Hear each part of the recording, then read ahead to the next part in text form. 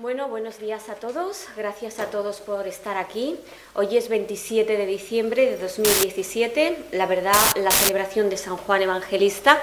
Estamos en la sede internacional de la Escuela Internacional de la Rosa Cruz Aurea y, en primer lugar, no podemos menos que empezar dando las gracias al centro que nos ha acogido, a la Escuela Internacional de la Rosa Cruz Aurea. Gracias por vuestra invitación, que ha estado llena de amabilidad, disponibilidad. Ha sido una invitación generosa por acogernos y ofrecer vuestra casa para crear en ella un espacio interreligioso. Gracias también a la hermana Ana, de las Canonesas del Santo Sepulcro, que aceptó con tanta humildad, hay que decirlo, la invitación para ser ella la ponente invitada especial de este encuentro, puesto que además sé que tienen un largo recorrido en el diálogo interreligioso.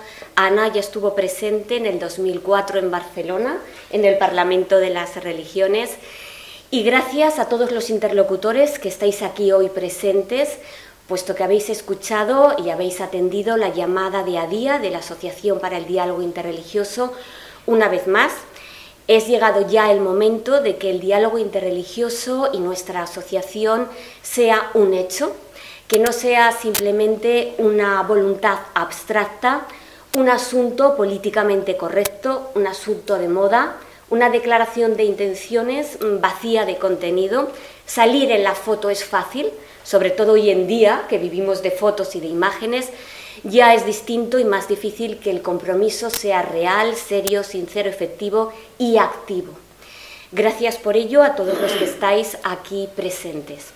Creo que el tema que hoy nos ha reunido, la propuesta que tenemos, el nacimiento de la luz, es algo que no puede sino conducirnos hacia la unidad, a las distintas tradiciones espirituales y religiosas, hablar de la luz, de Dios, de Alá, Brahma, el Uno, el Satori, la iluminación, no puede sino propiciar la armonía de la unidad y, en consecuencia, el ideal de la fraternidad. Ya en el siglo XIII, Ibn Arabi, en su obra Los engarces de la sabiduría, nos decía: que tu alma sea la sustancia de las formas de todas las creencias, porque Dios Altísimo es demasiado grande y demasiado inmenso para estar encerrado en un credo con exclusión de los otros. Él ha dicho: donde quiera que os volváis, allí está la faz de Dios.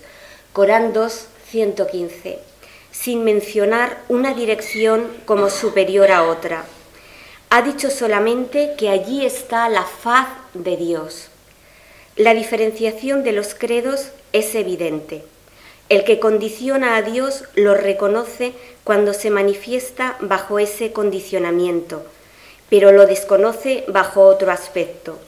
En cambio, el que lo declara absoluto e incondicionado no lo desconoce nunca, sino que lo reconoce en todas las formas bajo las que se diversifica. Dios confiere la medida de la forma en la que se ha manifestado indefinidamente, porque las formas de la manifestación divina no tienen límite. Bueno, pasamos la palabra a la hermana Ana. Ana. Muy bien. Bueno, primero quisiera dar las gracias a quienes me habéis invitado, a Belén, a este encuentro de vuestra asociación, que también sentimos nuestra. Es para mí realmente una alegría inmensa el poder estar aquí con personas tan diversas de aquí, de nuestra ciudad de Zaragoza, que vivimos aquí. Personas de distintas creencias y convicciones religiosas y espirituales, que creéis en el diálogo, que el diálogo es posible y que la convivencia desde la diversidad también es posible para el bien de nuestra ciudad, empezando por nuestra ciudad de Zaragoza. Quiero también deciros que lo que voy a exponer sobre este tema que nos convoca, es mi experiencia personal, es lo que me pidió Belén, mi vivencia sobre el tema tan amplio y sugerente que hoy nos reúne y nos convoca aquí. Es mi experiencia como mujer, como cristiana, perteneciente a la Iglesia Católica y perteneciente a la comunidad de canonesas del Santo Sepulcro de aquí de Zaragoza. Y es desde ahí, desde donde va a surgir todo lo que comente en este rato, es desde mi oración y desde mi vivencia lo que quiero compartiros. Por eso he traído esta vela, que es la que me ha acompañado durante estos últimos 2 meses, porque se va consumiendo, en mi oración, en mi celda, ¿no? En mi habitación. Entonces, bueno, quería encenderla ahora, sí.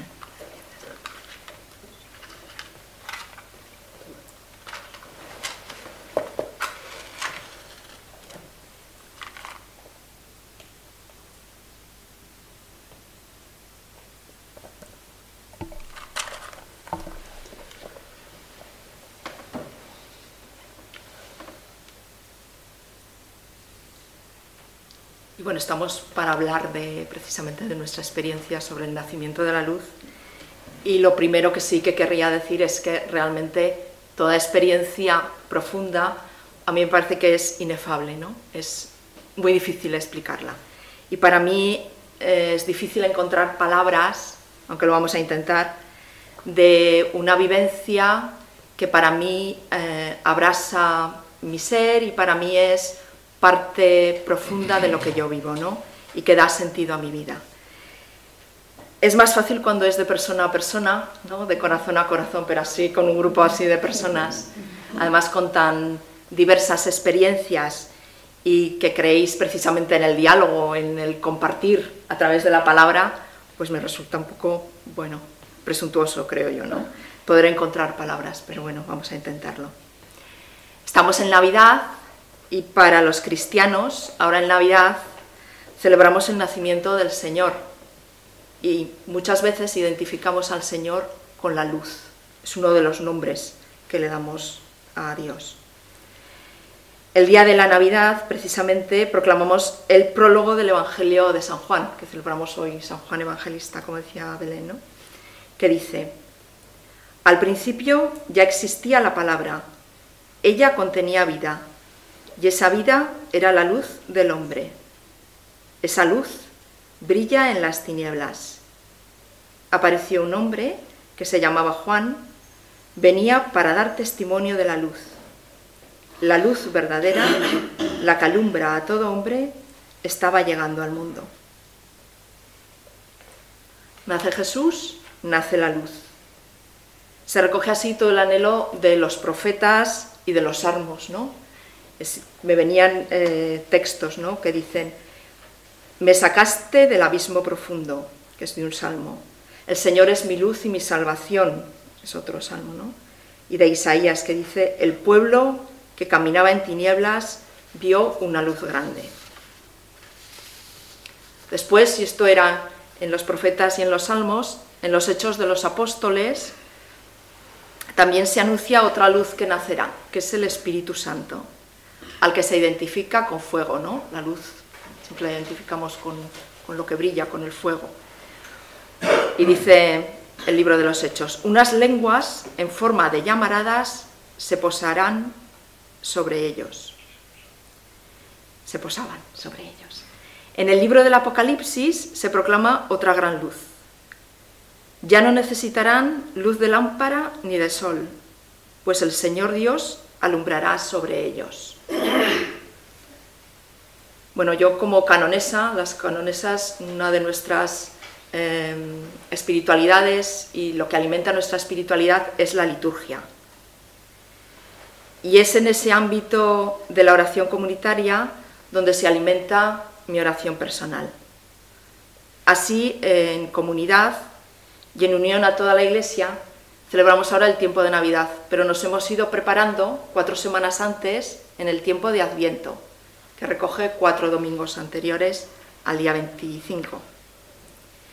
Y durante este tiempo de Adviento, este tiempo previo a la Navidad, en laudes, en la oración de la mañana, donde bueno, se canta un himno, se rezan unos salmos, se lee una lectura que es distinta cada día, pero hay una respuesta a esa lectura que es siempre la misma en los laudes, que dice: sobre ti amanecerá el Señor. Y esa es la respuesta, que es del libro de Isaías, Isaías 60, del profeta.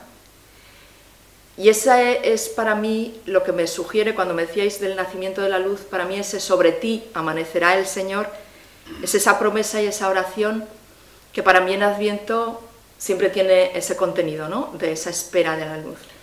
Y que incluso se hace para mí personalmente más oración que el Ven Señor Jesús, que es la oración que hacemos siempre en Adviento, ¿no? Para mí mi mantra, mi repetición, mi oración del corazón durante este tiempo previo a la Navidad y como promesa es sobre ti amanecerá el Señor. Yo creo que me evoca mucho y supongo que ya evoca mucho a todos, ¿no? Ese sobre ti es el amanecer, evoca también lo que es previo, ¿no? La oscuridad, las sombras, los sufrimientos, las heridas, la angustia, el dolor, reflejado en la noche y en las tinieblas. Aquí tendríamos el tema de muchos místicos, cristianos y no cristianos, que hablan de la noche, del espacio sin luz, como un lugar de vacío, de ausencia, pero a la vez de presencia escondida, ¿no? Y el momento del amanecer sugiere ese instante anhelado, esperado y siempre deseado, del que se duda que llegue cuando la noche nos envuelve, sobre todo a un nivel, si lo traducimos a un nivel espiritual, ¿no? Pero que siempre llega, siempre está ahí. Es ese juego de la imagen de Dios como luz. Siempre amanece, siempre hay luz, siempre está el sol, ¿no? Pero hay veces que no lo vemos. Surge Dios, surge su presencia. Una luz de la mañana que la Escritura ya compara con el Señor. Sobre ti amanecerá el Señor. Para mí es un gran mensaje de esperanza y de gozo siempre que oramos esa antífona durante el tiempo de Navidad, y que es promesa también para mí en mis momentos pues, de tiniebla, de oscuridad, de duda, ¿no? Y sobre ti amanecerá el Señor. Hay un anuncio.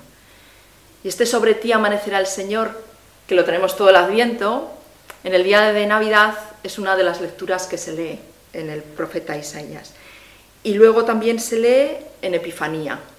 O sea, va abarcando todo el tiempo, de Adviento, Navidad y hasta el final, ¿no? Hasta la fiesta del 6 de enero.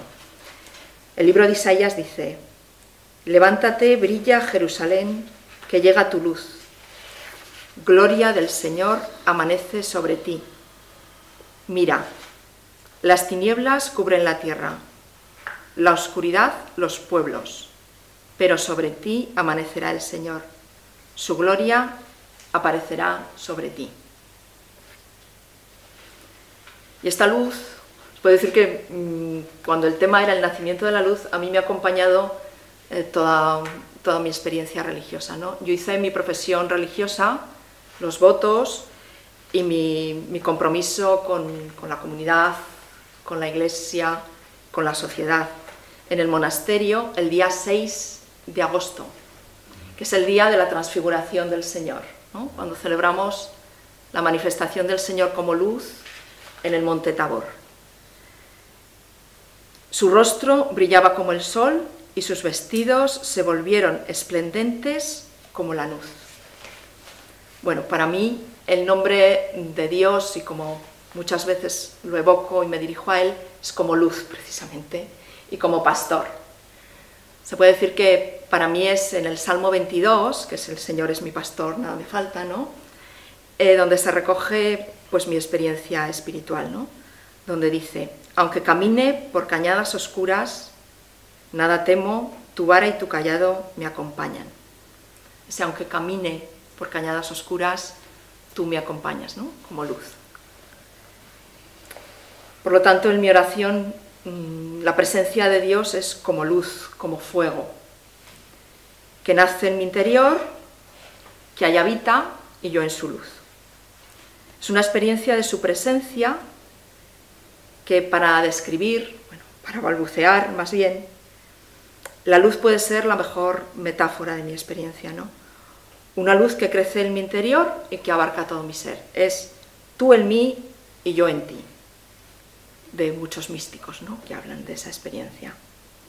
De ese momento de toma de conciencia que es como el nacimiento de Dios en mí misma, ¿no? Un Dios que ya estaba allí, pero como el sol siempre está, pero los amaneceres son nuevos y nos dan esperanza, ¿no? Y son como recién descubiertos. Bueno, esta experiencia de Dios como luz, yo la encontré muy bien reflejada cuando leí este libro. Es un libro de una santa, Santa Ángela de ¿cómo se dice? Foligno. Experiencia de Dios Amor. Bueno, ella explica, bueno, es una santa italiana del siglo XIV, XIV, muere en el siglo XIV, a principios del siglo XIV, y ella habla de la experiencia de Dios como cristificante, ¿no? Ella se identifica con Cristo, llegando a ser otro Cristo, que luego dirá San Agustín, que bueno, San Pablo también dice, ¿no? Llegar a ser Cristos.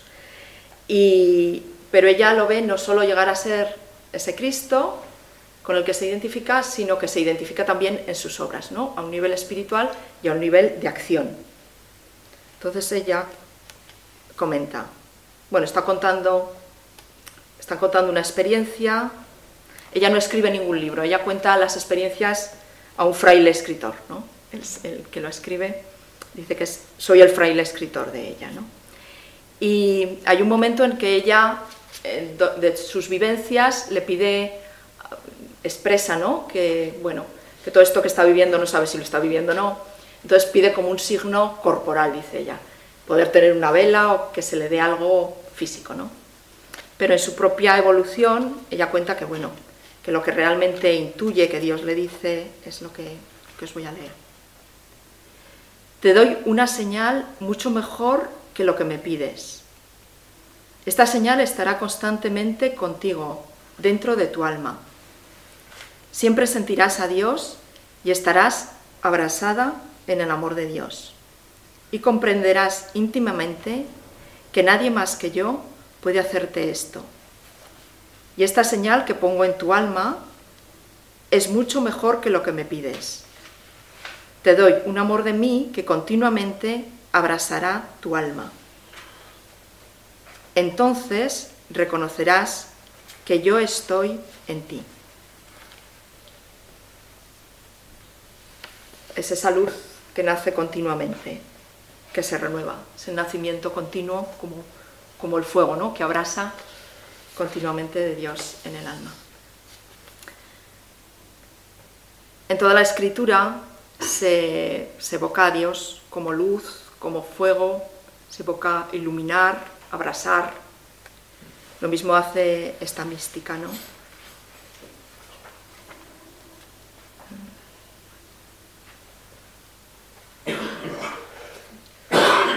Dice, a veces Dios viene al alma sin que ella lo llame y pone en ella un fuego, un amor y a veces una suavidad. El alma entiende que este fuego procede de Dios, que es Dios, y en él se regocija.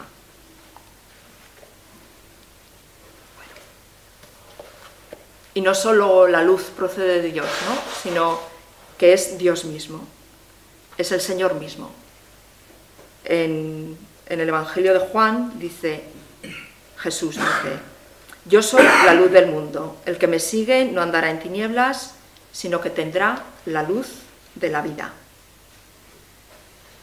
Y nos considera el Señor hijos suyos, hijos de la luz, hijas de la luz. Y luz somos en el Señor. Dice la carta a los Efesios, ahora sois luz en el Señor, andad como hijos de la luz, porque el fruto de la luz consiste en toda bondad, justicia y verdad. Sería terminar con este versículo, ¿no? Andad como hijos e hijas de la luz.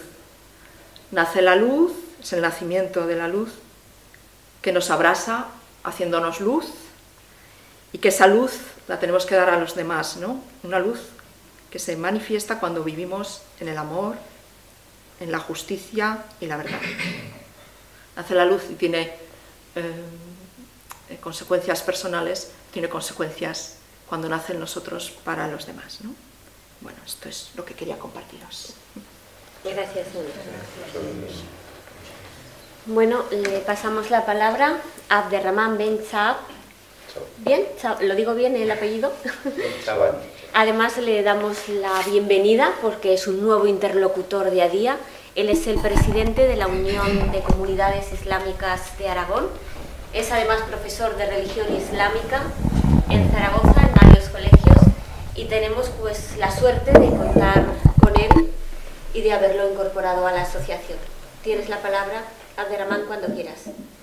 Muy bien, gracias, Belén. Buenos días a todos. Pues yo también quiero agradecer que me habéis acogido en esta asociación para aportar mi granito de arena a esta comunidad tan diversa y yo siempre digo que estamos de paso en esta vida y tenemos que aprovechar el tiempo en que estemos para echar lazos con toda la sociedad, con todos los miembros de la sociedad, porque es lo que vamos a dejar. Después de que nos vayamos, dejaremos nuestro recuerdo en la gente que hemos conocido, en la gente con quien hemos tenido algún trato, corto o largo, pero siempre es el legado que dejaremos después de nuestra partida, después de irnos a otro sitio. Cada uno cree dónde, pero allí estaremos.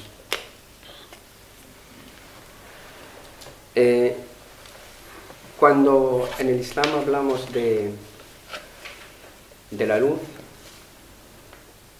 tenemos un versículo en el Corán que dice Allahu nur as-samawati wal ard. Traducido, que Allah es la luz de los cielos y de la tierra. Yo aquí quiero insistir en que la palabra Allah, mucha gente piensa que es otro Dios.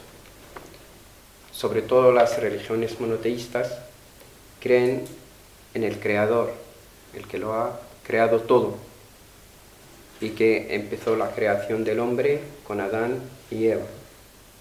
Si coincidimos en eso, entonces coincidimos todos en que el mismo Creador es para todos. Pero en árabe la palabra Allah significa el Dios único. Por eso tiene este nombre, es el nombre de Dios. Podemos decir Dios o podemos decir Dieu en francés, o God en inglés, o Déu en catalán, pero siempre es el mismo, sino que nosotros, además de decir que es Dios, le damos el nombre que nos ha enseñado en las Escrituras. Entonces, Dios es la luz de los cielos y de la tierra. En eso tenemos que creer los musulmanes. Dios, el Creador, es la luz. Y hablando de la luz y hablando de Dios, quiero exponeros la visión del Islam sobre Dios. ¿Quién es Dios? ¿Cómo es Dios? ¿Qué es lo que creemos nosotros los musulmanes? Primero, a grandes rasgos, el Islam consiste en que atestigues que no existe otra divinidad más que Allah y que Muhammad es el mensajero de Allah, que observes la oración, que pagas el azaque, ayunes el mes de Ramadán y realices la peregrinación a la ciudad santa de Meca. Es lo que llamamos en el Islam los 5 pilares del Islam. En eso se basa el Islam, que son los puntos más importantes en la creencia y en la práctica del Islam, porque el Islam es un es un código completo de vida. Quiere decir que tienes relación con Dios, pero también tienes tus relaciones en esta vida, en esta tierra, con la gente, con tus semejantes. Y vuelvo a los 5 pilares del Islam. Siempre el primero y el fundamental pilar, el más importante, es la creencia en Dios. Por eso es testimoniar que no existe otra divinidad más que Dios, el Creador, que nosotros llamamos Allah, y que Muhammad es el mensajero de Allah. El testimonio de fe es la base del monoteísmo y del Islam. Es la negación del atributo de divinidad a todo excepto Allah. Por eso el musulmán dirige todo tipo de culto solo a Allah. Se somete y obedece solo a Él. Insisto, por favor, quiero que cada vez que mencione yo la palabra Allah, relacionarla con el Creador, Dios el Creador, para que podamos entendernos más. El verdadero creyente es el que comprende el significado del testimonio, lo pone en práctica y lo divulga. Esta es nuestra labor en esta vida. Comprender el significado. Cuando uno comprende y entiende bien las cosas, las va a hacer bien. Si no las entiende, las puede incluso ir en el camino erróneo, en vez de seguir el camino de lo que quiere hacer, puede desviarse y ir a otro sitio. Este testimonio de fe consta de 2 partes, como lo he dicho antes. Creer en un único Dios, que es el Creador, y creer en que Muhammad es el mensajero de Dios. Si nos centramos en el significado del testimonio que no hay más dioses que Allah, veremos que el enviado de Dios, el mensajero de Dios, Muhammad, pasó 13 años en la ciudad de Meca invitando a los politeístas a que crean en que no hay más divinidad que Allah. Los árabes comprendían perfectamente el verdadero significado del testimonio. Por este motivo abandonaban al profeta sin pronunciarlo, porque podrían pronunciarlo. Si solamente decir una frase, pues decimos una frase y ya está. Pero ellos entendían el verdadero significado. Aunque eran politeístas, creían en los dioses, porque cuando uno cree en muchos dioses y luego para eliminarlos totalmente y creer en uno, pues es un poco difícil. Y ellos entendían este significado, por eso no querían pronunciar esta frase. Sabían que pronunciar el testimonio implicaba el rechazo y la negación de cualquier acto de adoración no dedicado a Allah. Hay una cita de un erudito musulmán, Ibn Rajab, que resume a la perfección el testimonio de fe en la que dice: el Señor es a quien se obedece, sin rebelarse a sus órdenes. Se implora solo a Allah y solo a Él se pide y se ruega. Todas estas obras del corazón no pueden ser dirigidas sino a Allah, el Majestuoso. Aquella persona que asocia un ser creado a Allah en cualquiera de estos actos evidencia la existencia de un defecto de sinceridad en el testimonio, porque estaría rindiendo culto a un ser creado, cada vez que acude a invocar en lugar a acudir al Creador. Creer en Dios, creer en Él como Creador, creer en Él como el que sustenta todo el universo y todas las criaturas.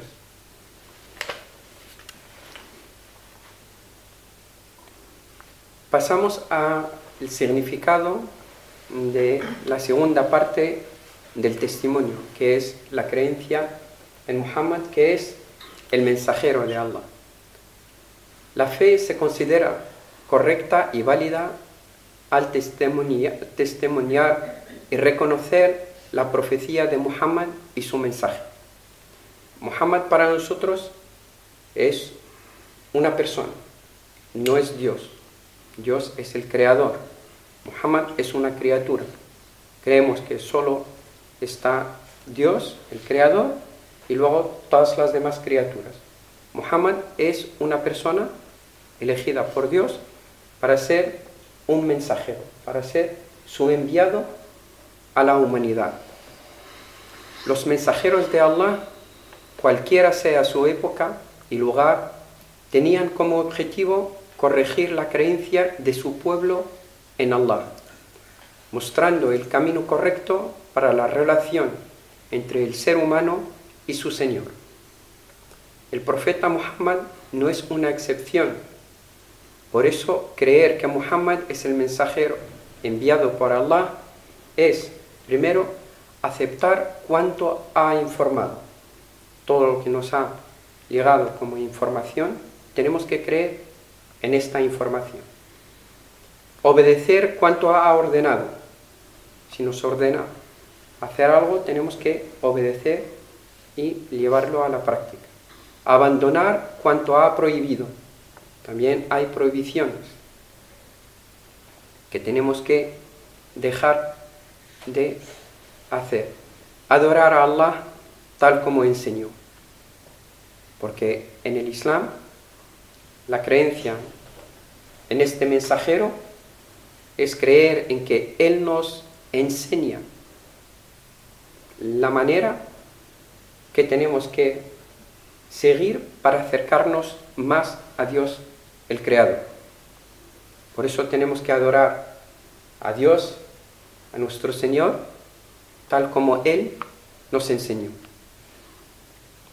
El testimonio que Muhammad es el mensajero de Allah implica creer que no es una divinidad, sino una persona elegida por Allah para ser su siervo y enviado, y llevar su mensaje a la humanidad como lo fueron otros enviados de Allah, como Noé, Abraham, Moisés y Jesucristo, todo según la creencia del musulmán, que se basa sobre todo en creer en Dios, el Creador.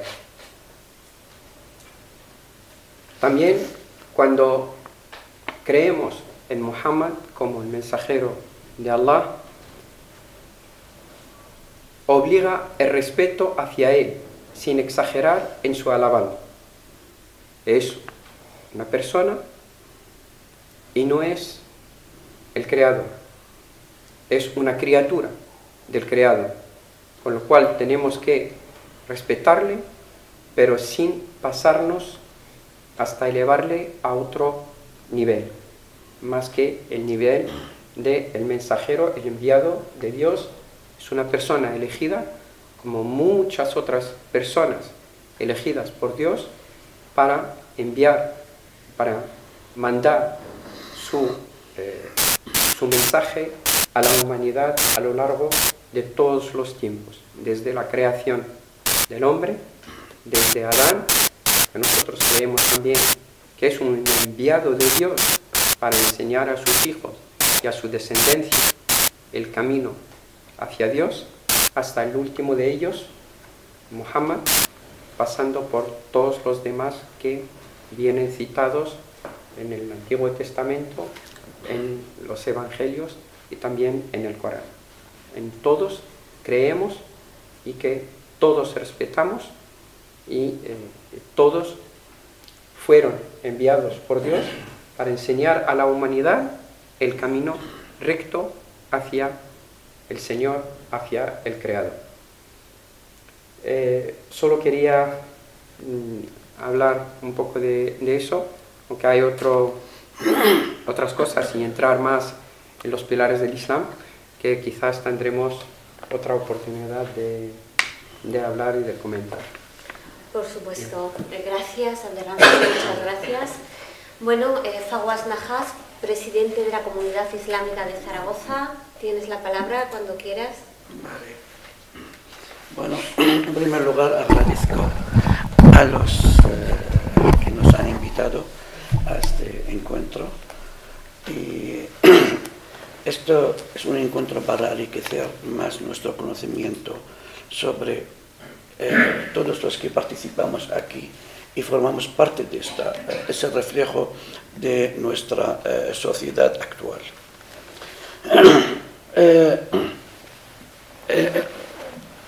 En el Islam, la base fundamental es la unicidad de Dios, que sin tener la creencia de la unicidad de Dios no puede declararse musulmán. Como ha dicho que el testimonio que no hay más Dios que Allah y Muhammad es su mensajero. Y por lo tanto, el eje de la religión del Islam es la unicidad de Dios. Que Dios para nosotros no ha sido engendrado y no se asemeja a nada y nadie de sus criaturas. Es punto fundamental. Aparte de este punto, entonces, se puede hablar de lo que son los valores del Islam, los mensajeros del Islam. El hermano Abderrahman habló de los pilares del Islam. Yo voy a hablar de los pilares de la fe. Los pilares de la fe pasan por la creencia en el Dios único. Y a propósito, el nombre Allah es un nombre propio. Dios tiene equivalencia en otros idiomas, pero Allah, o Allah, como se pronuncia, no tiene equivalencia, hay que pronunciarla tal como es. Es el nombre propio de Allah, de Dios, que no admite conjugación. Por ejemplo, cuando hablamos de Dios, puede decir diosa, dioses, diosas. Sin embargo, la singularidad de la palabra Allah no admite ningún tipo de conjugación. Y por eso nosotros muchas veces insistimos en pronunciar la palabra Allah en algunos lugares, como en otros lugares podemos decir el Señor, y otros lugares podemos decir Dios. Es decir, en el Islam caben los tres términos. Entonces, la fe en Allah, el único, el que no ha sido engendrado, no tiene comienzo, no tiene fin. En segundo lugar, es creer en sus profetas y mensajeros, desde Adán hasta el último mensajero de Dios, Muhammad, la paz de Dios sobre todos. En tercer lugar, es creer en los libros sagrados que fueron revelados, lo que es los libros de David, el Torah, el Evangelio y el último, el Corán. Creer en los ángeles, que son seres invisibles, pero debemos creer en ellos. Creer en el día del juicio final, que todos vamos a nadie es eterno, todos somos mortales y vamos a morir, y hay un día del juicio final que tenemos que rendir cuentas de lo que hemos hecho durante la estancia que hemos tenido. Y creer en el decreto son cosas que nos pueden ocurrir, pero nunca podemos saberlo con antelación. Y tampoco son impuestos por Dios sobre nosotros. Es decir, el destino para nosotros, o el decreto, puede cambiar. Depende de nuestra actitud y nuestros esfuerzos. Pero nunca sabemos, no podemos decir, por ejemplo, ese es el destino. Si mi destino voy a hacer esto, pues lo voy a hacer. No, esto nadie sabe el destino.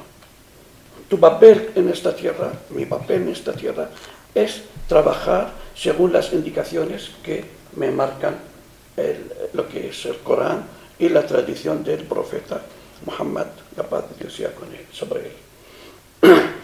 El destino yo no lo sé, pero yo tengo un deber, lo tengo que servir. Por lo tanto, mi deber también es hacer las súplicas diariamente a Allah, alabar a Allah, prohibir lo que lo ha prohibido, permitir lo que ha permitido, y pedir siempre elegir el mejor para mí. Entonces aquí las súplicas, nuestra fe, y el destino se pelean. ¿Quién gana? Y ganaría la mayoría de las veces las súplicas. Entonces esos son los pilares de la fe en el Islam. Muhammad, la paz, el profeta, el mensajero Muhammad, no es más que un mensajero de la cadena de los mensajeros que vinieron para predicar el bien y corregir las actitudes o las creencias que entraron en ciertos pueblos, y todos predicaban el monoteísmo, todos predicaban que que los pueblos tenían que seguir el camino de Allah, el camino de Dios, en diferentes maneras, claro. Las legislaciones, las que variaban, pero el concepto principal es la unicidad absoluta de Dios. En esto todos coinciden, todos los profetas y los mensajeros de Dios coinciden con esto, hasta el profeta, hasta el último mensajero de Dios, Muhammad. Cuando llegó Muhammad a la península arábica, los politeístas no es que no conocían a Dios, sí que conocían a Dios, pero asociaban con Dios. Es decir, para ellos utilizaban a los ídolos como intermediario entre el ser humano y Dios. Sabían que Dios existía, sabían que Dios, el que nos da, es el Todopoderoso, pero utilizaban estos ídolos, que contaban con 360 ídolos, para hacerles como intermediarios entre ellos y Dios. El Islam rechaza lo que es el intermediario, porque la relación entre Dios y el ser humano es una relación directa completamente, y entre Dios y el ser humano hay un amor mutuo. Dios ama a sus siervos, y sus siervos también, a cambio, aman a Él. Entonces es una relación de amor entre las criaturas y entre Dios entre Allah. Para nosotros los musulmanes, para nosotros Jesucristo, para nosotros era uno de los mensajeros enviados a esta tierra por parte de Dios para corregir las desviaciones o los errores que empezaron a cometer el pueblo de Israel. Y así fue su mensaje. Pero, como dice, que no vino ni para cambiar una coma del mensaje de Moisés. La paz de Dios sea con todos, sobre todo. Y por lo tanto, su nacimiento, milagrosamente, de una madre sin padre, no podría ser superior a la creación de Adán. Adán, para nosotros, fue criado sin padre, sin madre, de nada, de barro y agua. Sin embargo, Jesucristo, la paz de Dios sea con él y con su madre, nació milagrosamente sin padre, con la palabra del Señor que fuera, y así lo fue. Entonces nosotros amamos y respetamos, como digo yo siempre, yo soy, antes de ser musulmán, soy judío y soy cristiano y al final soy musulmán. Y así termino mi palabra. Gracias. Gracias, Pablo. Muchas gracias. Bueno, Iglesia Adventista de este último día, Pastor Félix Gutiérrez. Buenos días. Lo primero, agradecer las instituciones por bonito. Lo segundo, pues presentarme. Soy Félix Gutiérrez, acabo de incorporarme a la iglesia aquí en Zaragoza. Y es para mí un placer ir conociéndolos. Ya algunos de vosotros os saludé en la anterior reunión en la biblioteca. Tuve la oportunidad de ser presentado por mi compañero.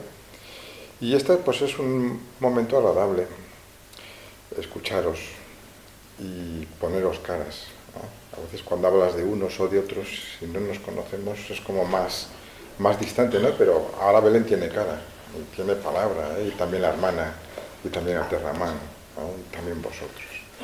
Yo creo que es muy necesario y muy bueno que hagamos esto, sobre todo para compartir pues experiencias que son espirituales y que como hombres creyentes y mujeres creyentes creo que nos podemos ayudar mutuamente para ir de la mano del Creador, ¿no? Por eso la luz tiene un significado tan grande.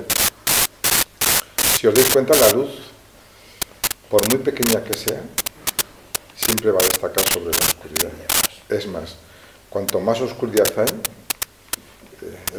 la simple iluminación de una cerilla ya cambia todo, ¿no? Por eso es tan importante la luz. Y yo creo que por eso el origen de la luz es tan significativo, ¿no? Si abrimos la Biblia, prácticamente en su primer versículo ya nos habla, ¿no?, del origen de la luz. Ahí nos dice, y dijo Dios, sea la luz, y la luz fue hecha. Luego la luz, como bien habéis dicho todos vosotros, es sinónimo o es una bonita experiencia que nos ilustra a nuestro Dios, ¿no? Y si avanzamos en la Biblia y llegamos al Nuevo Testamento, pues el apóstol Juan nos dirá que Jesús es la luz del mundo. El que a mí me sigue será salvo, ¿no? Y por último, me gusta resaltar otra idea.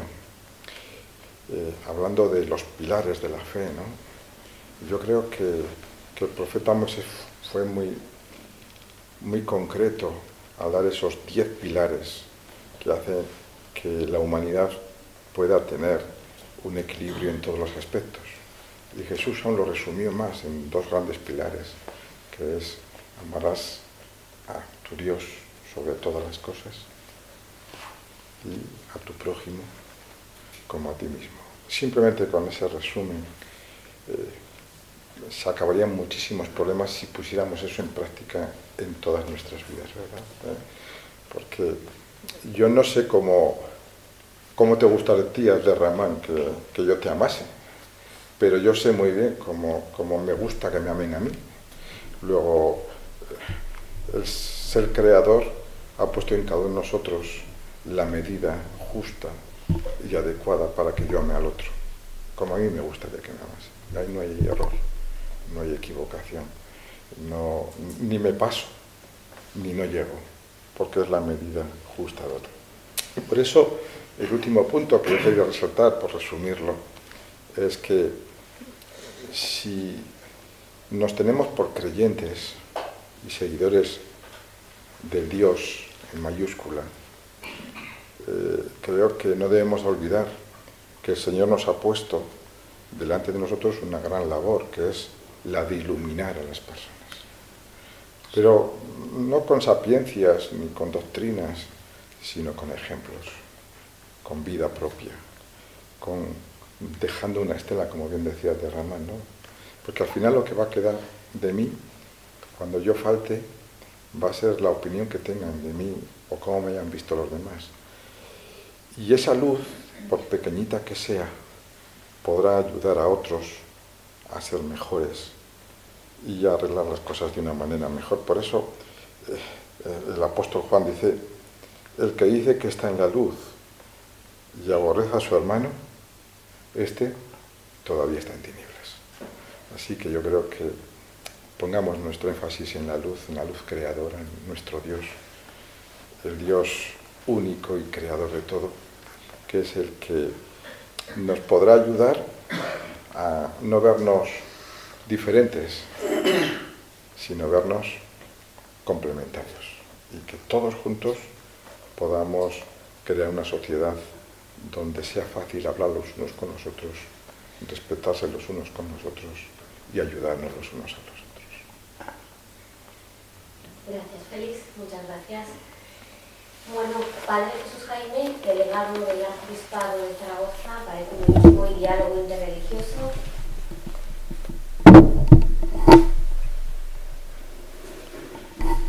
Bueno, simplemente es agradecer este espacio, esta mañana de encuentro, una mañana también luminosa. El cierzo barre muchas de nuestras tinieblas, o esas pequeñas nieblas que a veces se ciernen sobre nuestra realidad, sobre nuestra vida. Entonces, simplemente expresar, yo no había pensado nada, sabía que era Ana la que preparaba esa un poquitín la reflexión, pero yo creo que es verdad que lo que decía Belén al principio, lo del diálogo, primero hay que poner rostro, porque desde el rostro vamos viendo que son vivencias y somos caminos, somos peregrinos en busca de salud, dejándonos iluminar. En ese camino estamos todos. Hay veces que pensamos que hemos alcanzado ya la luz y vuelvas a necesitar un nuevo amanecer, porque es verdad que aquello que pensábamos, bueno, pues se ha quedado muy pobre, o seguimos anhelando más. Yo creo que es un buen momento para, escuchándonos, intentar, a lo mejor también algo que nos resulta difícil, es intentar comprender, más allá de las palabras, lo que eso expresa en el corazón de cada uno, ¿no? De lo que está diciendo, porque yo creo que es a partir de esa realidad en la que iremos descubriendo esa corriente de luz o esa presencia de ese amor de Dios que está en nosotros, que después a lo mejor nosotros, cada uno, pues insistimos en un detalle, o a veces en un momento determinado, que no quiere decir que sea distinto, sino, bueno, a través de eso intentar descubrir cómo estamos más cercanos de lo que pensamos a veces, porque es verdad, si todos somos hijos de Dios, quiere decir que todos estamos en su corazón. Si estamos en su corazón, estamos más cerca de lo que nosotros. Y es verdad que cada uno tendremos nuestro corazón, pero ese corazón está ahí. Si es esa misma luz, como dice el Evangelio, de que Dios hace salir cada día su sol sobre unos y otros, sobre justos e injustos, sobre buenos y malos, es decir, para todos, pues yo creo que derrama su gracia, derrama su amor para todos, ¿no? Es verdad que lo podremos expresar y ahí quizá es donde tenemos una llamada, a lo mejor a descubrir que la pluralidad o, no sé, no es enemigo, sino que es riqueza, que a veces son elementos que nos ayudan un poquitín y a lo mejor nosotros lo tomamos como algo que nos separa, cuando es riqueza, porque cada uno somos distintos, nos ha hecho distintos, pero nos ha hecho el mismo, por lo tanto somos reflejos suyos, por lo tanto algo así, ¿no?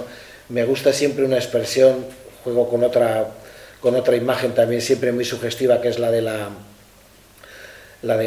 agua, es otro elemento también muy bonito.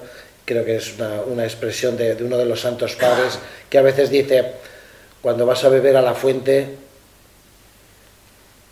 tú bebes, te quedas satisfecho y ahí está, pero no has agotado todo lo que es la fuente, y precisamente el hecho de no agotar la fuente es lo que nos permite ir una y otra vez.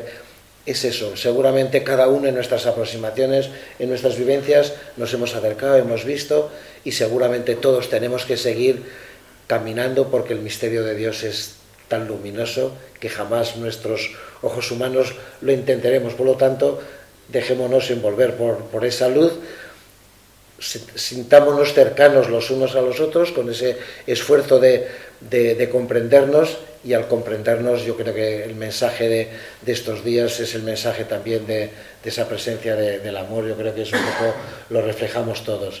Difícilmente podemos decir que amamos a Dios si no amamos a los hermanos. El amor a los hermanos es siempre, digamos, nuestro termómetro para descubrir la hondura o la realidad de nuestro Dios. Por eso los grandes creyentes, San Juan dice: lo que vimos, lo que oímos, lo que palmaron nuestras manos, es lo que contamos. Pues es esa, y desde esa experiencia es lo que puede decir, pues como nos ha dicho, es decir, que quien dice que anda en la luz y no ama al hermano, pues es que todavía andamos en tinieblas. ¿Y cuántas veces seguimos andando en tinieblas? Pues bueno, busquemos esa luz que es de Dios, que se nos manifiesta de mil maneras, y a través de pequeños momentos, encuentros de estos, pues seguramente iremos acercándonos como personas. A lo mejor las ideas nos costará muchísimo más, no somos ni grandes teólogos ni nada, pero somos creyentes, y como creyentes seguimos avanzando, compartiendo desde el respeto, desde intentar comprender al otro, y desde ahí pues nos dejaremos iluminar por ese Dios que es luz y que ha venido pues eso para que nosotros también seamos luz en nuestro mundo. Simplemente es una pequeña reflexión, compartir con vosotros este momento que creo que es un inicio de un camino que tenemos que ir haciendo, que seguramente a lo mejor nos llamará a otros, pues abiertos los unos a los otros, y sobre todo a crecer en amistad, que es lo que Dios quiere, porque de alguna manera, si todos somos sus hijos, pues quiere que todos lo vivamos y nos sintamos hermanos. Y lo de hermanos es lo más bonito que podemos sentir y expresar los que creemos en ese Dios que es el que nos ha creado, que es el que nos ha amado, que es el que nos ilumina. Gracias, Jesús. Muchas gracias. Tenemos la comunidad Bahá'í, José Luis Márquez. ¿Ya se sacó todos estos? Sí. Bueno, me parece muy interesante poder estar aquí con personas que todos coincidimos en lo fundamental, aunque nos diferenciamos. Cojo la palabra que acaba de decir Jesús. Yo creo que lo interesante es que con distintos enfoques quizás ideológicos, forma de interpretarlo. Yo me estoy imaginando si se reúnen varios profesores de la universidad, por ejemplo, que uno sea profesor de ciencias naturales, otro de física, de química, pues a lo mejor cada uno se enfocará más en su punto de vista, pero al fin y al cabo la realidad es la realidad. Y los filósofos también son muy discutidores entre sí, cada uno tiene un enfoque. Y yo, por la experiencia, la experiencia que he tenido de estar 15 años en la Asociación ADIN en Madrid, es que al final nos hemos hecho muy amigos.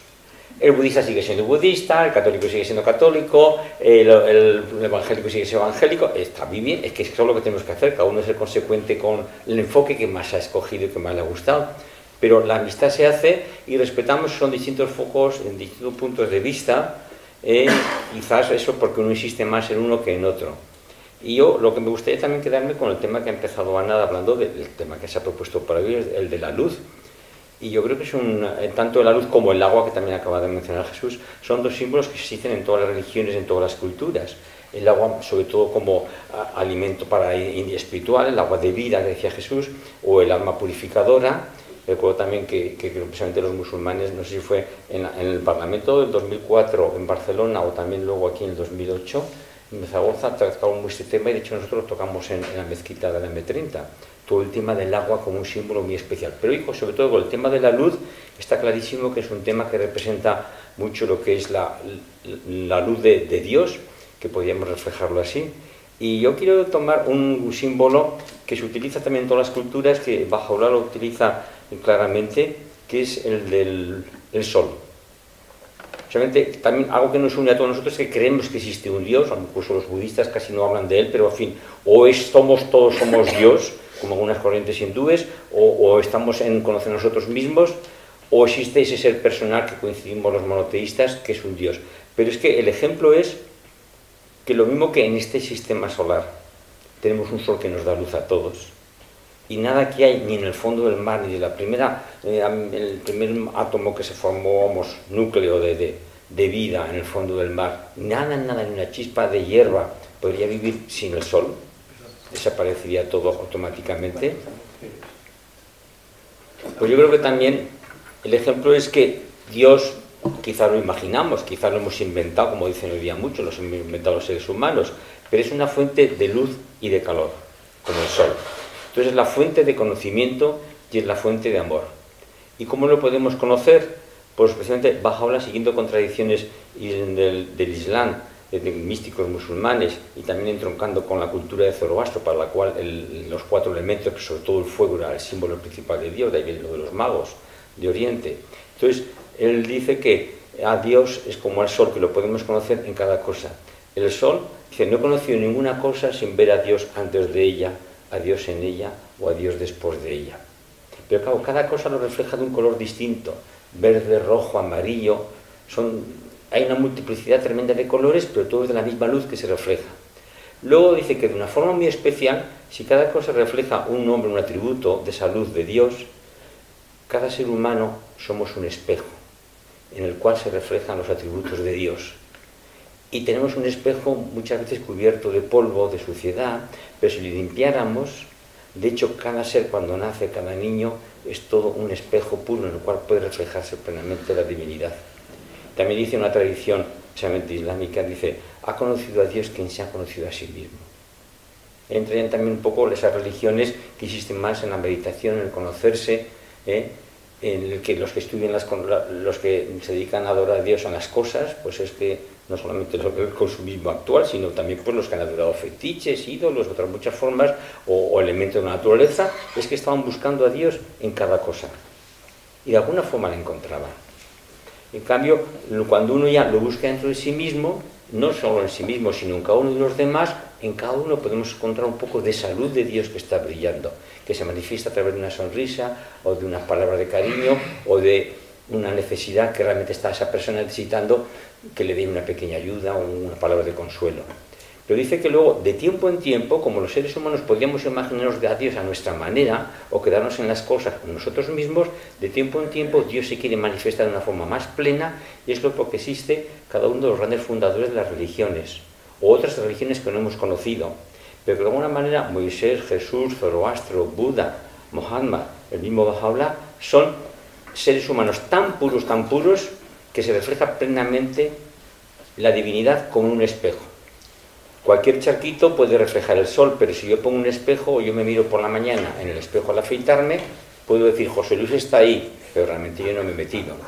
Entonces, cuando Jesús dice: quien me ha visto a mí, ha visto al Padre, realmente el Dios se ha manifestado tan plenamente que hay como una identidad en cuanto que lo podemos ver. Por eso es la luz tan importante en los evangelios. En el Corán yo recuerdo la frase aquella que dice que hay una luz que no es del este ni del oeste, que está alimentada con un olivo, aceite de un olivo muy especial. Es un pasaje que yo no siento no saberlo de memoria, pero es precioso, precioso. Entonces ese símbolo de la luz aparece en todas las culturas, y es lo que nos manifiesta por qué las personas creemos en algo, porque no podemos imaginar que este universo esté solamente en la oscuridad, que sea pura materia.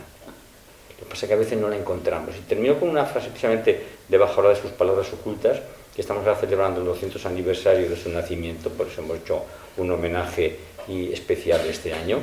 Entonces él dice, en una de sus palabras ocultas, hablando como el nombre de Dios, dice: oh hijo del hombre, amé tu creación, por eso te he creado.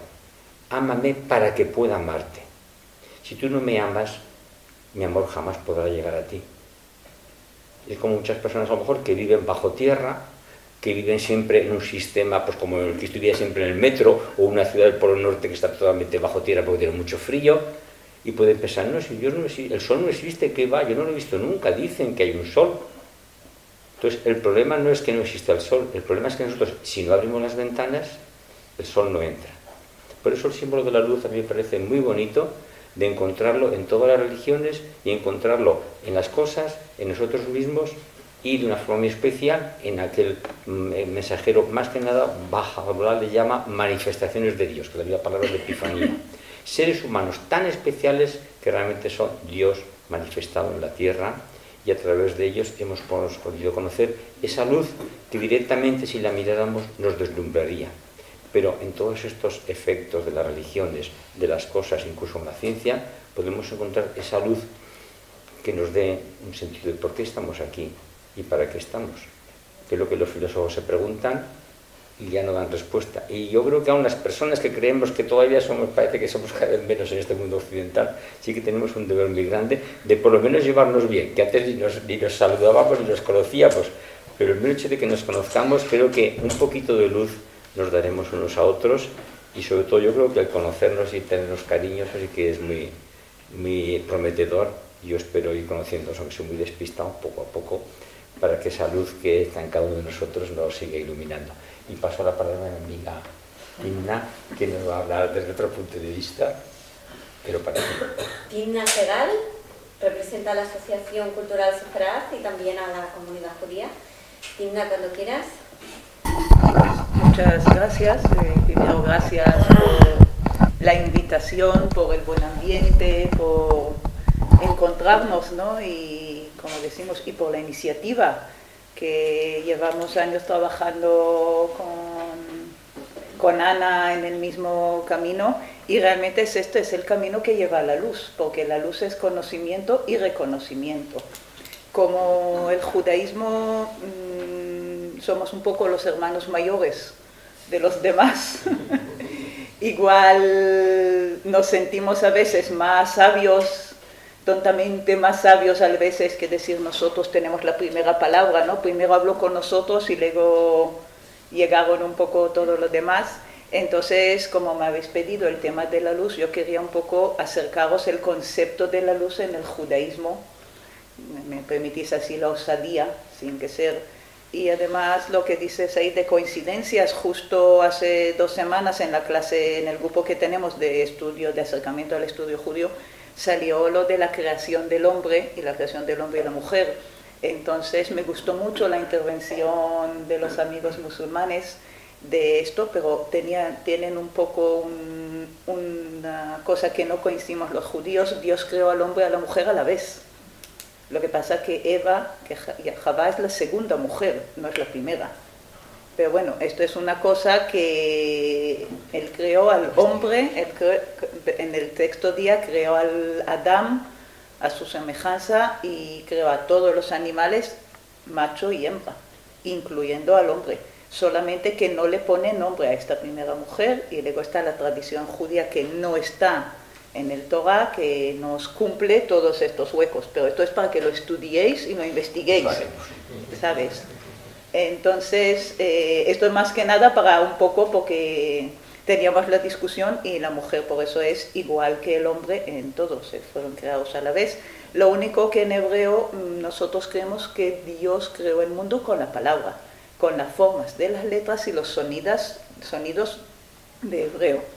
Y el nombre de Adam es la Aleph de Dios, que es la primera letra del alfabeto, que es el El, y Dam, que es sangre, que realmente es el vehículo que nosotros creemos que el alma es el vehículo de Dios que tenemos. Por eso los judíos y los musulmanes también no comemos la sangre de los animales, los desangramos y los devolvemos a la tierra, porque de la tierra somos y la tierra volveremos. Y nosotros el alma, cuando sacrificamos un animal, porque Dios nos lo ha puesto en esta tierra para poder alimentarnos de todo lo que hay, pero no quiere decir sin respetarlo. Y el respeto es que su alma lo devolvemos al Creador. Y ahí también estamos. Y Java, realmente, Javaya quiere decir la experiencia, el alma.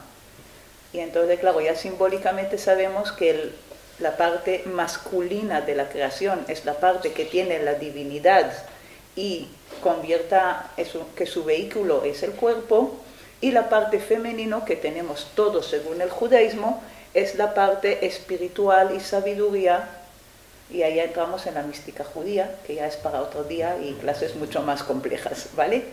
Entonces volvemos al principio y dice el Génesis, dice Bereshit bara Adonai et hashamayim ve'et haaretz. Quiere decir, en el principio creó Elohim el cielo y la tierra. Quiere decir, primero ha creado los cielos, primero ha creado el universo y luego ha creado la materia que es nuestra tierra. No nos gusta llamarlo Dios porque tenemos un problema con el español que es un poco escaso en atributos de Dios, porque es más Alá lo que decimos, es el grande, es el maravilloso, es el innombrable. Claro, Dios queda un poco corto, ¿no? Entonces también tenemos en el judaísmo este problema por eso Elohim es el Dios creador, digamos. Y entonces dicen, y la tierra estaba tohu vavohu bechoshech al pnei tehom. Y la tierra estaba desordenada y vacía, y las tinieblas estaban sobre la haz de los abismos, y el espíritu de Elohim se movía sobre la haz de las aguas. Quiere decir, teníamos aguas, teníamos oscuridad, teníamos lío, pero no teníamos luz. Seguimos en el primer versículo, acabamos el segundo y seguimos sin tener luz.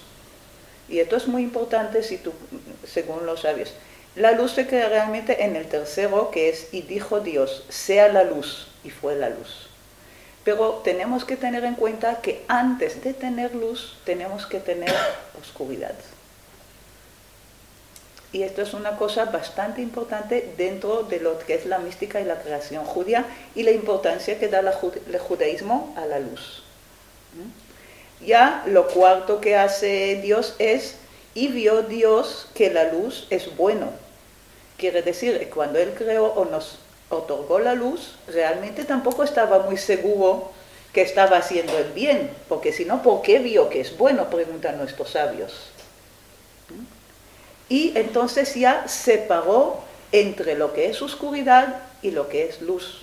Otra cosa que nos enseñan aquí es, tenemos que saber diferenciar entre la luz real y la luz engañosa. La luz que es luz de tinieblas y la luz que es realmente luz. No seamos como las polillas que van a la luz y se queman. Entonces es que la luz también tiene su parte, y estamos con los primeros 3 versículos de la Biblia.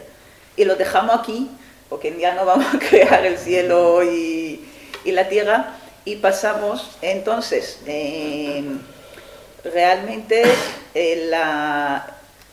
en el judaísmo, el simbolismo de la luz realmente es el conocimiento, la comprensión, la sensibilidad hacia los demás, la ayuda mutua, el deseo de ayudar o sobrellevar los conflictos de una forma respetuosa y en paz, la capacidad que tenemos de que los demás lo pasen bien, ¿vale?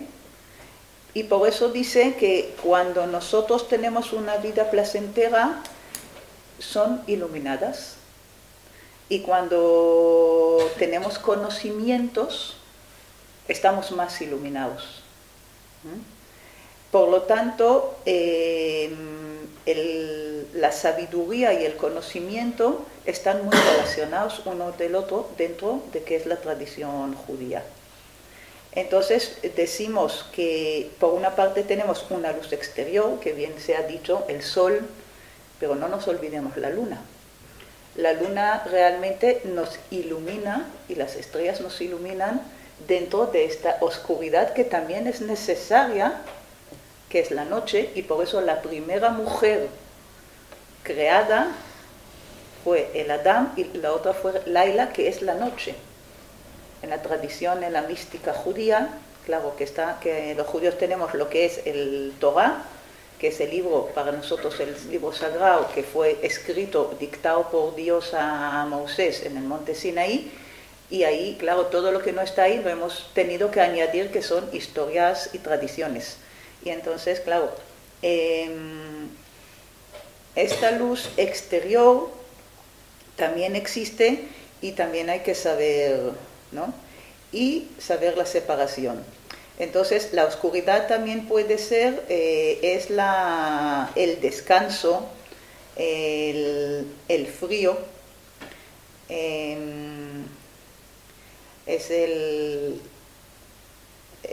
como digo, la muerte antes del renacer. Todo esto está en la oscuridad cuando no es una oscuridad de esto.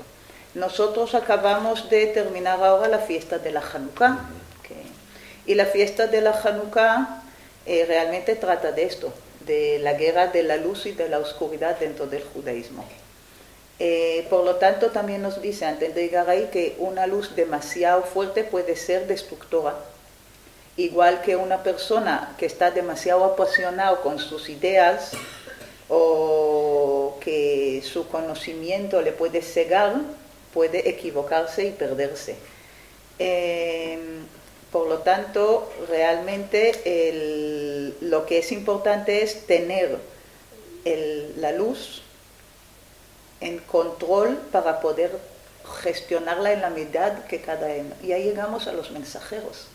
Los mensajeros tienen el problema a lo largo de toda la historia, porque a lo largo del judaísmo ha habido muchos profetas que están en el Antiguo Testamento, y hoy en día siguen habiendo gente que se consideran profetas en Israel, porque para nosotros no se ha cerrado. Pero claro, los profetas normalmente llegan en el momento de oscuridad para iluminar a la humanidad y devolverla esta luz.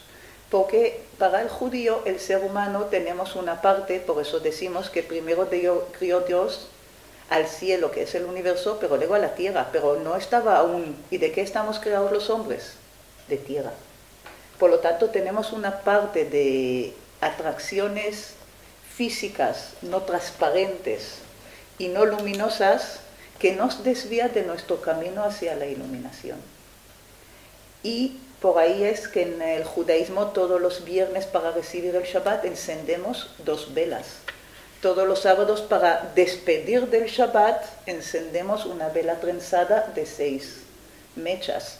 En todas las celebraciones ponemos una vela. En todas las sinagogas delante del arca donde está el Torah, el Pentateuco, hay una luz perpetua que realmente lo que representa es la presencia de Dios y simboliza esto, el Torah. ¿Qué es el Torah? El Torah es el conocimiento. Es el conocimiento divino que nos dio Dios, que es el mismo Dios que nos unifica a todos y que nos intenta guiar en nuestro camino. No siempre lo consigue. Y por eso tienen que venir y hay problemas por ahí. Entonces, cuando nosotros luchamos, nosotros tenemos ahí la fiesta de la Hanukkah, en el que conmemoramos que durante un tiempo, ya cuando estaba un poco el declive, el pueblo judío, pues en el segundo templo llegaron los griegos que estaban, los helenistas, y cogieron el templo y dijeron: ya no podéis aquí adorar a vuestro Dios, este Dios que no se ve, no se entiende, tenéis que adorar a los dioses paganos, a Júpiter y esto. Y los judíos aguantamos bastante cosas, pero una cosa que nunca perdonamos es que nos digan en qué creer. Pueden deciros: iros de aquí, pagar más impuestos, poner esto, pero nunca nos pueden decir: no creáis en vuestro Dios. Ahí ya es cuando se levanta, es como el límite del judío es bastante amplio. Y se levantaron los judíos y recuperaron el templo, y se hizo un milagro, y con un jarrón pequeñito que daba para un día el aceite para encender la menorá que estaba delante del arca de la alianza, se hizo un milagro tradicionalmente y se duró 8 días. Y nos preguntamos: ¿cuál es el símbolo de esta fiesta? El símbolo es encender una vela cada día durante 8 días. Pero si realmente lo que hemos hecho es ganar una guerra, porque el símbolo no es la espada, no es la espalda. La espada, ¿por qué no es la guerra? Si es que es un grupo de judíos que no se dedicaban a la guerra, se han enfrentado al más poderoso de esta época y lo han ganado. ¿Por qué? Porque los judíos realmente, en la fe judía, no se lucha con la violencia y con esto, se lucha con la luz. Se lucha con seguir siendo solidarios, seguir cuidando a los demás, seguir ayudándonos, seguir teniendo hijos. Por eso además que en la expresión española es muy ilustrativa porque se da a luz. Cuando tienes un nuevo hijo, tú estás, ¿qué quiere decir dar a luz? Estás trayendo luz a este mundo, que es seguir con... Y entonces el judío lo que hace es, se defiende, con la espalda se defiende cuando hay violencia, pero la filosofía del judaísmo es ser luz. Entonces realmente es ser la luz a las naciones. ¿Por qué? Porque realmente Dios ha hecho un pacto primero con Abraham y con todos sus descendientes. Y para nosotros toda la humanidad son los descendientes de Abraham. Por lo tanto, ninguno somos mejores o peores. Todos somos del mismo padre, que es Abraham, con distintas madres, porque sí que tuvo mujeres y hijos. Entonces, realmente, ¿qué quiere decir que no somos nosotros esto? Porque luego Dios ha visto que esto de ser un pacto con toda la humanidad, dice, uy, esto es como muy complicado controlarse a tantos, pues dice, vamos a elegir a uno que sea el guardián del Torah, del guardián de este libro que yo les entrego. Y por eso se lo entregó al pueblo judío en el monte Sinaí. Pero luego fue reconocido y Jesús lo que hizo es abrir este conocimiento a gente fuera del judaísmo. Realmente la gran innovación del Jesús era poder que otras personas que no eran judíos llegaran a conocer esta verdad. Y luego Mohamed llevó este mismo mensaje al otro lado, que son los pueblos que estaban ahí en Arabia. Pero llevaban esto y entonces seguían siguiendo esto al hermano mayor, que era el primero que lo recibió, que a veces se nos olvida que ya tenemos que soltar, que los pequeños ya saben andar solitos, ¿no? Igual ya empezaba esto, y por eso ya en este momento de la historia ya los grandes rabinos consideran que ha llegado el momento de que podemos abrir el judaísmo y darlo a conocer también las partes más místicas, y el judaísmo se abre. Hasta ahora el judaísmo, no sé si os habéis dado cuenta, que antiguamente era mucho más difícil que nos acercamos, pero ahora ya se cree que es el momento de construir junto la llegada de la luz y la paz a este mundo que nos rodea, que claro, ¿cómo lo podemos hacer? Luchando con la luz. En vez de defendernos con las armas, es luchar con la luz. Y luchar con la luz es quererse, es lo que decimos, el amor universal, quererse unos a otros, quererse a uno tanto como a ti mismo, respetarnos y entendernos. Así que con esta idea, y dándose a todas las gracias por tener que soportar esta... ser la última que lo he cerrado, que no sé si... ¿Y esto? No, Tina, gracias precisamente por terminar tu aportación con una frase, con una idea tan bonita, que yo creo que es el fundamento y el punto de partida de la esencia de la asociación. Y bueno, hemos dejado para el final a los anfitriones, Paco Casanueva, director espiritual de la Escuela Rosa Cruz Áurea. Bueno, lo dejáis difícil ya, muy complicado. Algunos habéis hablado sobre todo de las raíces, ¿no? de vuestra creencia, de vuestra manera de sentir el camino hacia Dios. La Rosacruz no es ninguna nueva revelación, no es una nueva religión, no tiene profetas, la Rosacruz como tal históricamente aparece en el siglo XVI y XVII en Inglaterra, en Alemania, dentro del mundo cristiano, y todas sus raíces son cristianas. Y de alguna manera lo que intenta, el esfuerzo que hay detrás es ver es entender la razón por la cual, siendo todos cristianos y siendo todos de la misma, hijos del mismo padre y de la misma madre, nos entrematábamos con tanta asiduidad, ¿no? O sea, entre unos y otros, ¿no? Y el mito Rosacruz, hay un personaje mítico que es Cristián Rosacruz, que era un monje cristiano que vivía en Alemania y que a la edad de 16 años decide viajar a Jerusalén, y en ese viaje entra en contacto con la sabiduría, y la sabiduría la encuentra en Damasco, la encuentra en una ciudad mítica que se llama Damcar, en Arabia, donde entra en contacto con sabios que obviamente tendrían que ser necesariamente del mundo musulmán y del mundo judío. Pero la llamada o el impulso de los Rosacruz es intentar aunar a la gente. O sea, no por encima de cualquier otro criterio, es decir, ¿por qué no podemos trabajar juntos, ¿no? ¿Por qué no podemos hacer algo juntos si realmente es verdad que todos procedemos del mismo Padre, ¿no?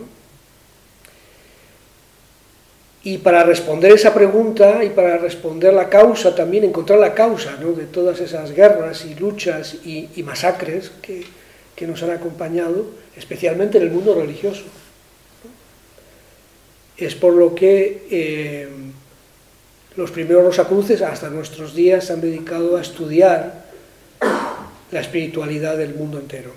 Y lo que hemos descubierto es que en realidad hay 7 grandes corrientes en el mundo, 7 grandes impulsos espirituales, al menos en lo que concierne al mundo occidental,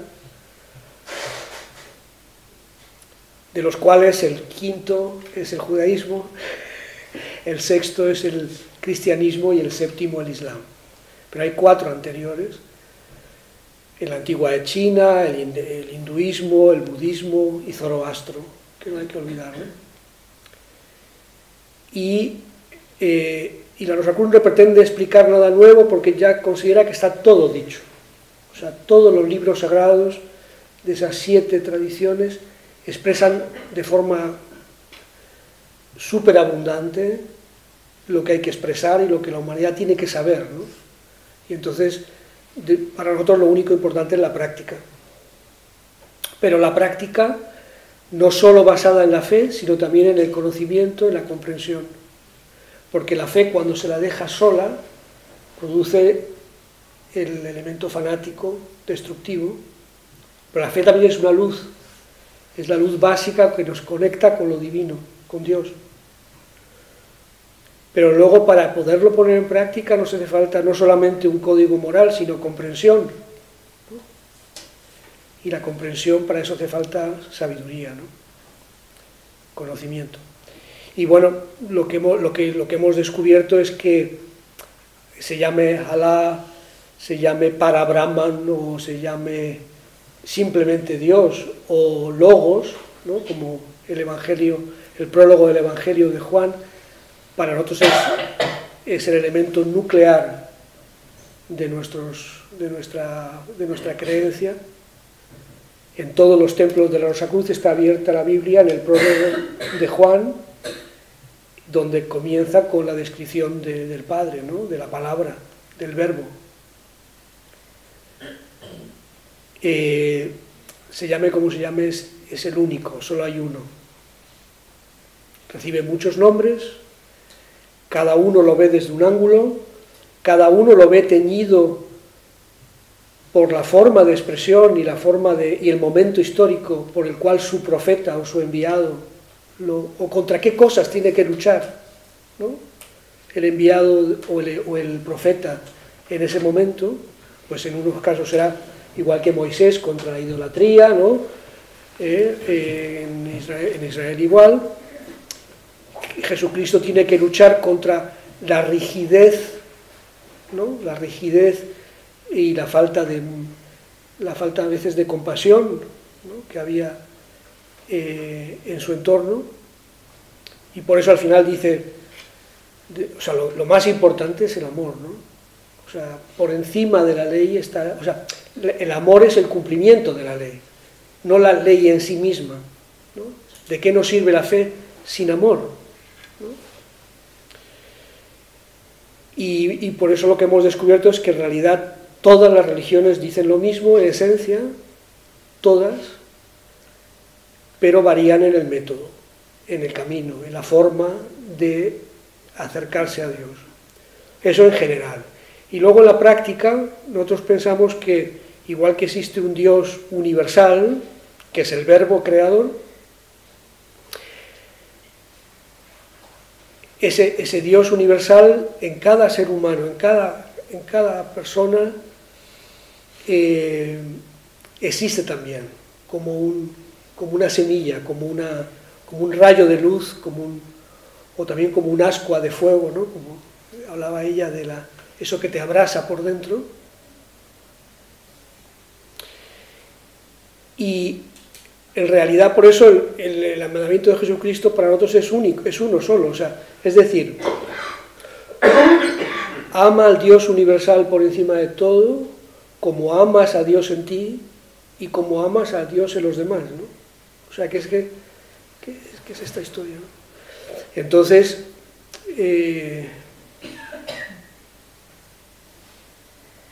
nuestro esfuerzo es por comunicar con ese Dios interno, ¿no? Por conocerlo, por comprender su propósito e intentar vivir una vida acorde a ese principio divino que yace en el corazón de cada ser humano. Y luego todo lo demás es filosofía, todo lo demás es interpretación, temas para discusión, para debatir, para los eruditos y para los teólogos, pero al final lo que cuenta es lo que hacemos, ¿no? Lo que hacemos en el contacto con esa divinidad interior.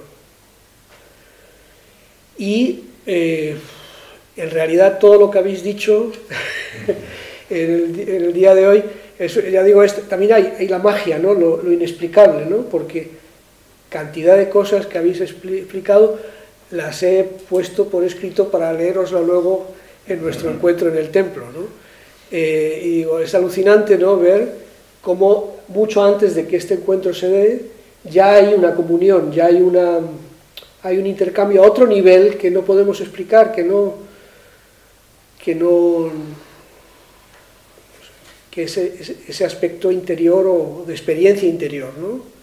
De ver que realmente somos uno, ¿no? O sea, que somos una única, o sea, que hay un Dios y hay un cuerpo de Dios, y el cuerpo de Dios es el universo, y hay un hombre de Dios, y somos todos, somos células de un solo ser que nos hemos dividido.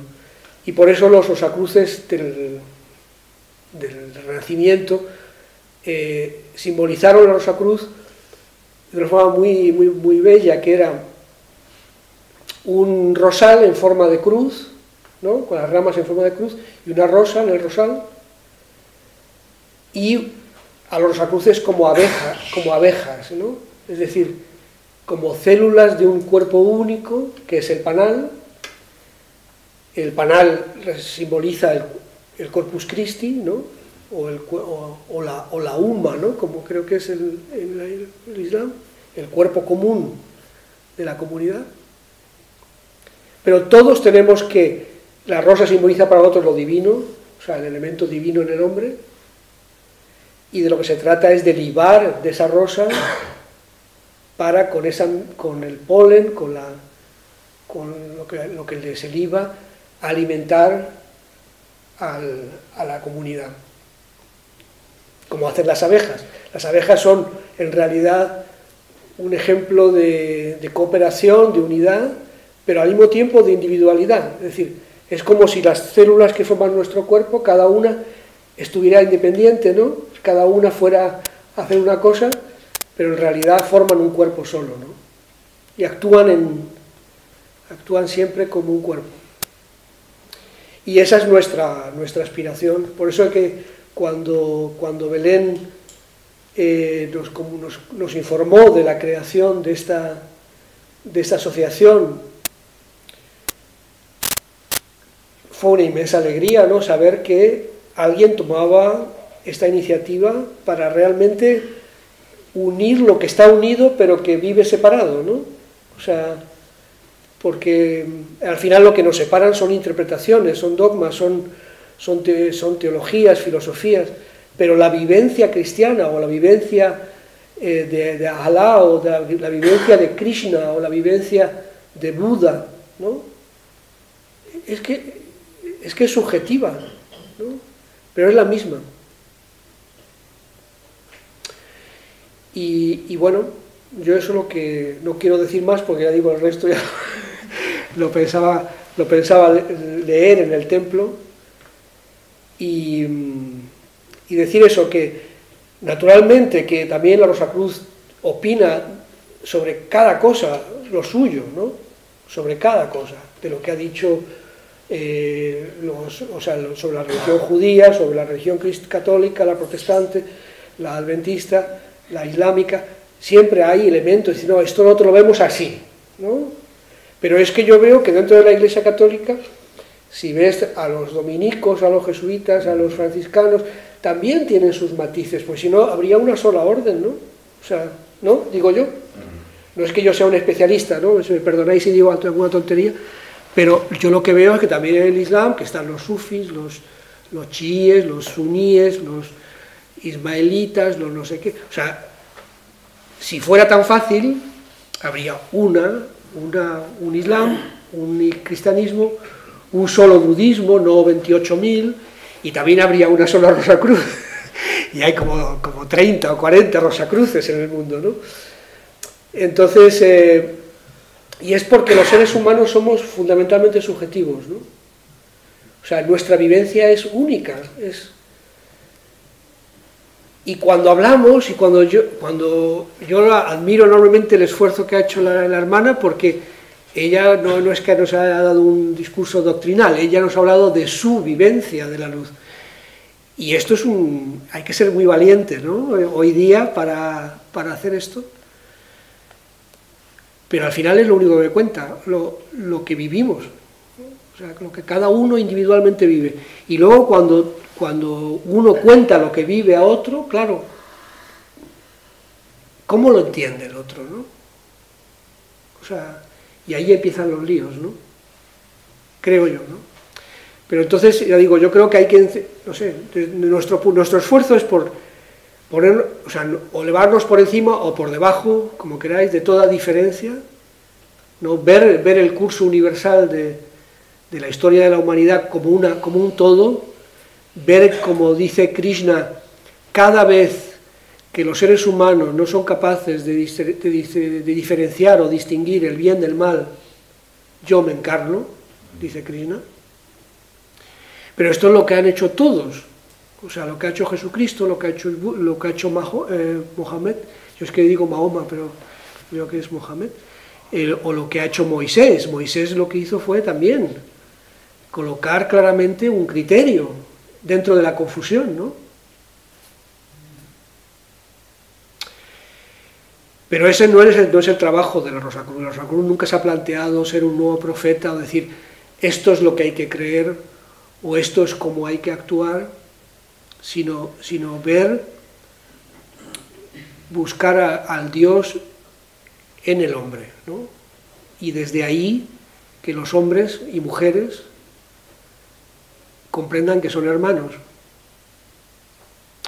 Y en ese sentido, no solo hermanos, sino también amigos, porque a veces entre hermanos nos damos bastantes... nos zurramos de lo lindo. Quien tiene hermanos sabe que entre hermanos también hay mucha disputa, pero casi es una octava superior el ser amigos, ¿no? Como una decisión, no como algo heredado. Uno es hermano a veces por herencia, ¿no? Pero también por decisión ser amigos, ¿no? Y hacer lo necesario para mantener la amistad, ya que la amistad es lo que permite que la comunicación no se vea tan perturbada por las palabras, que es lo que nos separa. Yo creo que lo que nos separa son palabras y nombres. Por eso, la Rosacruz cree que existe un único Dios, el uno, como lo llamaba Pitágoras, y posteriormente los neoplatónicos, de los que con toda certeza fue influido también el Islam, que es innombrable, que no sé, cualquier forma de darle un nombre o de crearle un atributo es rebajarlo, porque es lo absoluto, lo tiene todo, y de ahí viene todo lo que existe. El que se creó con este orden y cómo lo creó, esto ya a gustos de... Simbólico. Sí, todo es simbólico. Y luego las escrituras sagradas, para nosotros son todas.